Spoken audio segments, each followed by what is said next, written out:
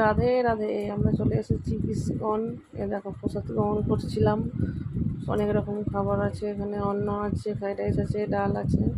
দেখো কীরকম ভিড় হয়েছে, দেখতে পাচ্ছ? এই দেখো, এই যে ও আমাকে বলছে কি গো আমাকে একটু দেখাও। এই দেখো, ওকে একটু দেখে নিলাম, আমার বান্ধবী ছিল।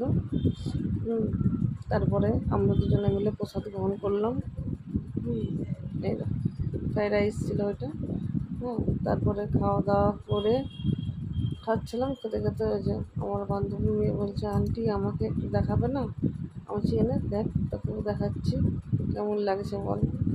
আমাদের এখানে খাওয়া দাওয়া শেষ করে এই যে নিচে চলে এসেছি। তোমার দাদা ভাই এই যে গোমাতার জন্যে ঘাস নিয়ে এসেছে, এই যে খাইয়ে দাও তাড়াতাড়ি, আশীর্বাদ করে। আমরা যখন আমাদের এখান নিচে থেকে গেলেই আমরা খাওয়াই গোমাতাকে। তারপর ওখানে গেলেও খাওয়াই, ভিডিও ছাড়তে পারি না, আজকে ছাড়লাম। এই দেখো, তোমার দাদা হয়তো ওখানে খাওয়াচ্ছিল, আমাকে দিল।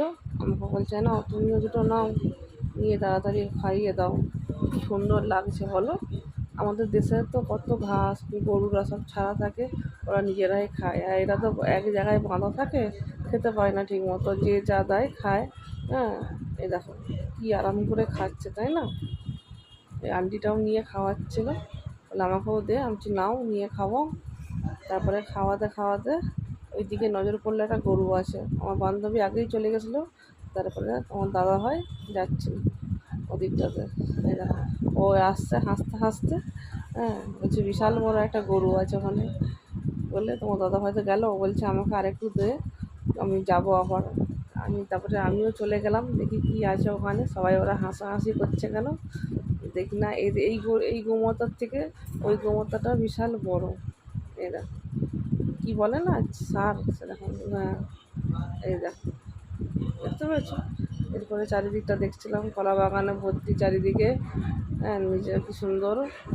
দেখো চারিদিকে কত গাছ লাগানো আছে, নারকেল গাছ, সজনা গাছ, কত রকম গাছ। ওদের গোপালদাও এসে এখানে খাওয়াচ্ছিল, ওরা দুজনে একটু কথা বলছিল, আমি চারিদিকটা ঘুরে ঘুরে দেখছিলাম।